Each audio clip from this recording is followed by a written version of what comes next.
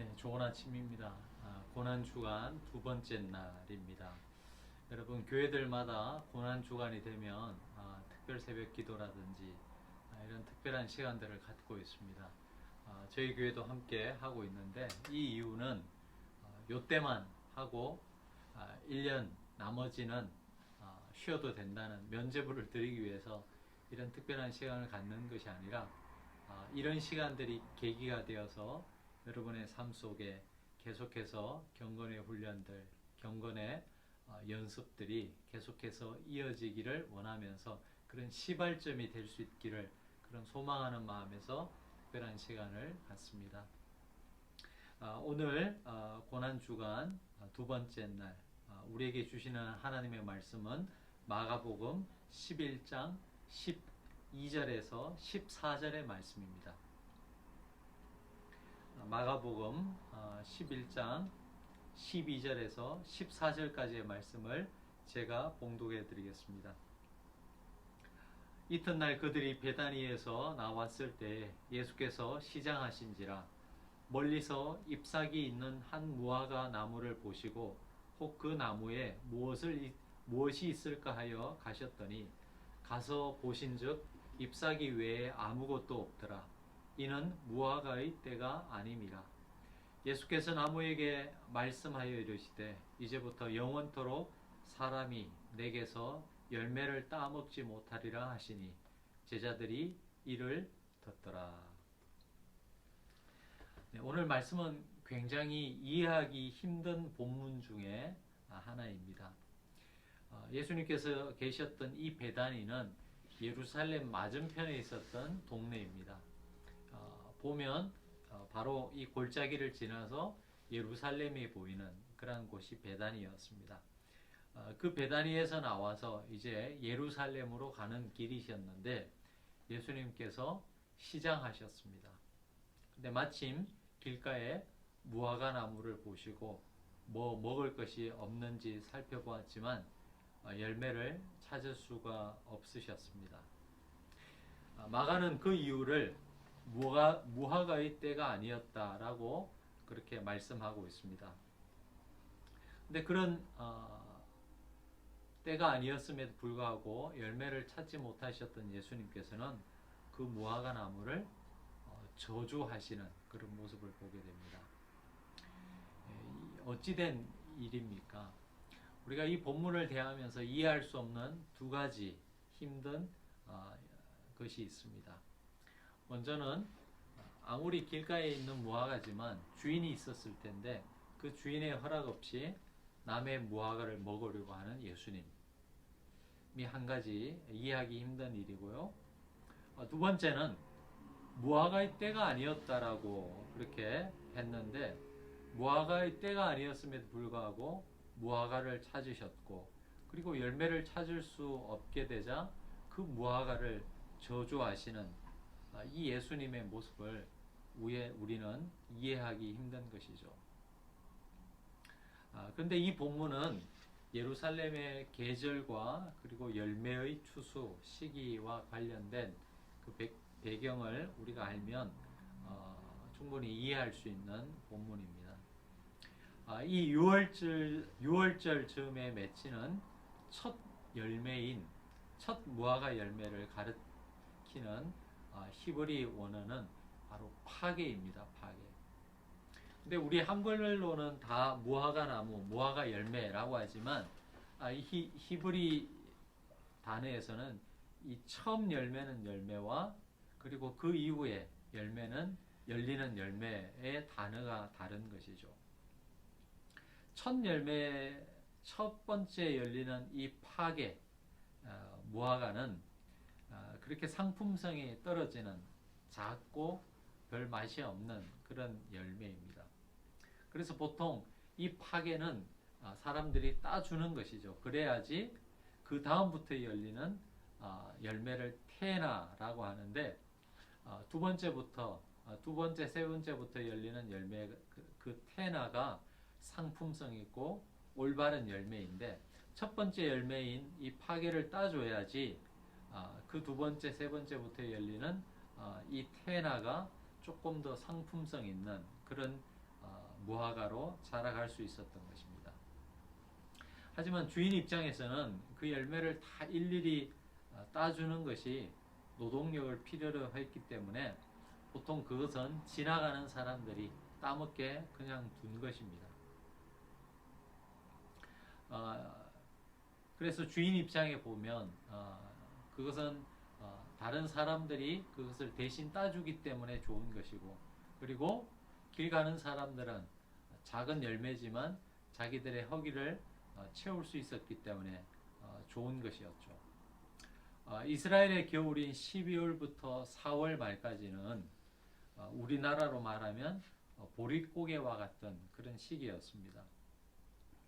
그래서 이때 배고픈 사람들이 이 첫 번째 열매인 파게를 통해서 그나마 줄인 배를 채울 수 있었던 것이죠.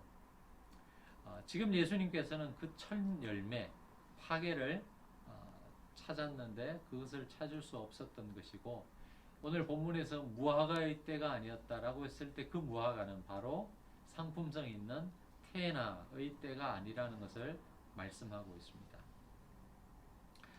근데 왜 예수님께서는 이 무화과 나무를 저주하셨을까요? 물론 열매를 찾았지만 열매가 없었기 때문에 이 나무를 저주하셨다라고 나오고 있습니다.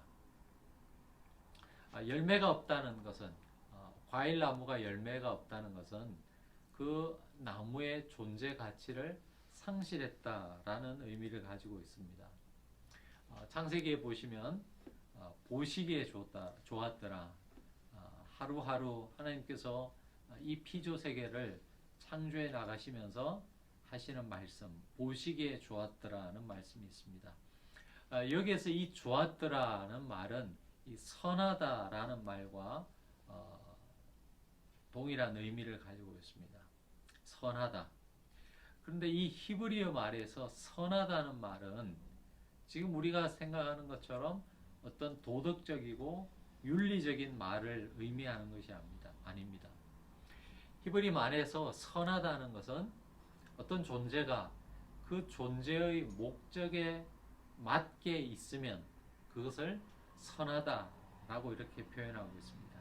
가령 예를 들어 시계가 있으면 시계의 존재 목적은 사람들에게 시간을 알리는 것이죠. 그래서 그 시계가 정확한 시간을 사람들에게 알려주는 그 기능을 제대로 할 때 그 시계는 선하다 이렇게 이야기하는 것입니다.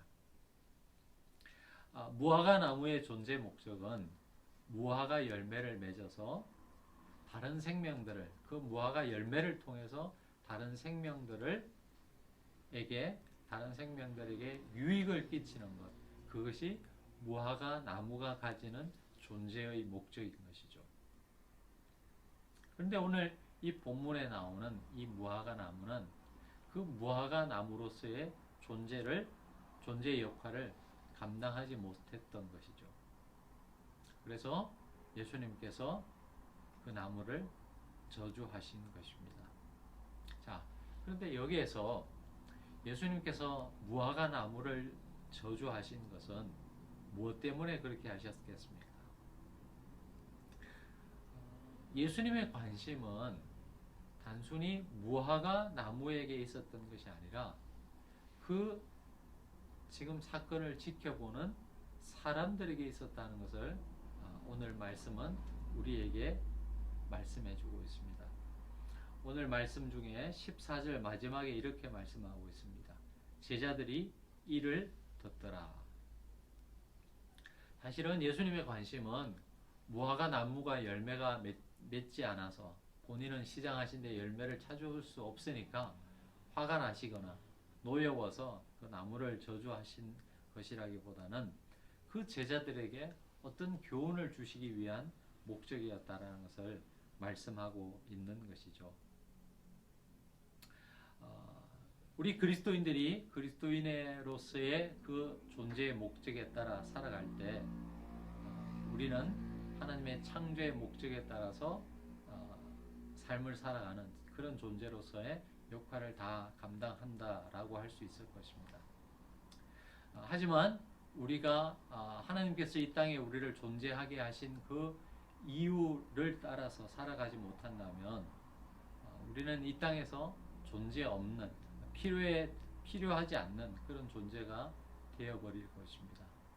그때 마치 소금이 맛을 잃은 것과 같은 그런 무가치한 삶을 살아갈 수밖에 없는 것이죠. 오늘 이 무화과 나무의 이야기를 통해서 하나님께서 오늘 저와 여러분을 이 땅에 하루라는 시간 속에 하루라는 이 시간을 선물로 주신 이유가 무엇이 있을까? 우리를 통해서 하나님께서 무엇을 하기 원하실까? 그것을 한번 곰곰이 생각해 보실 수 있는 그런 하루가 되었으면 좋겠습니다. 오늘도 여러분 한두 가지 중보의 기도의 제목을 여러분에게 드릴 텐데요. 여러분들도 같이 기도해 주시면 좋겠습니다. 하나님께서 나를 창조하신 창조의 목적에 따라서 내가 살아가고 있는지 그것을 한번 생각해 보면서 기도해 보실 수 있었으면 좋겠고요. 특별히 이 코로나로 인해서 어려움을 겪고 있는 분들이 참 많이 있는데 오늘은 특별히 우리 선교사님들을 위해서 기도해 주시면 감사하겠습니다. 우리 호주의 홍기택 목사님, 또 우리 독일의 정수길 선교사님, 그리고 작년에 저희 교회에 오셔서 설교해 주신 우리 탄자니아의 권영구 선교사님, 그리고 필리핀의 배재홍 선교사님, 저희 교회와 협력하고 있는 이런 선교사님들 위해서 같이 기도해 주시면 감사하겠습니다. 기도하고 오늘도 이 묵상 경건의 시간을 마치도록 하겠습니다. 하나님 아버지, 열매를 찾으시지만 그 열매를 발견할 수 없을 때 하나님, 우리는 더 이상 이 땅에 존재의 가치가 없는 무가치한 존재가 될 수밖에 없음을 우리에게 말씀해 주셨습니다. 하나님, 우리를 이 땅에 보내신 것, 이 하루의 시간을 우리에게 주신 것은 또 우리를 통해서 이 하루 동안 이루시고자 하는 하나님의 뜻이 있기에 그렇게 하시는 것임을 저희들이 믿습니다. 하나님, 바라기는 우리를 이 땅에 하루라는 생명을 더 연장시켜 주신 그 이유와 목적에 합당한 삶을 우리 광야의 교회 속한 성도들 또 이 하루를 그렇게 살아갈 수 있도록 도와주시옵소서. 하나님께서 우리를 통해서 이루시고자 하는 그 일을 알게 하시고 또 그 일에 우리가 함께 자원함으로 기쁨으로 주의 일에 협력하는 저희들의 삶이 될 수 있도록 인도해 주시옵소서.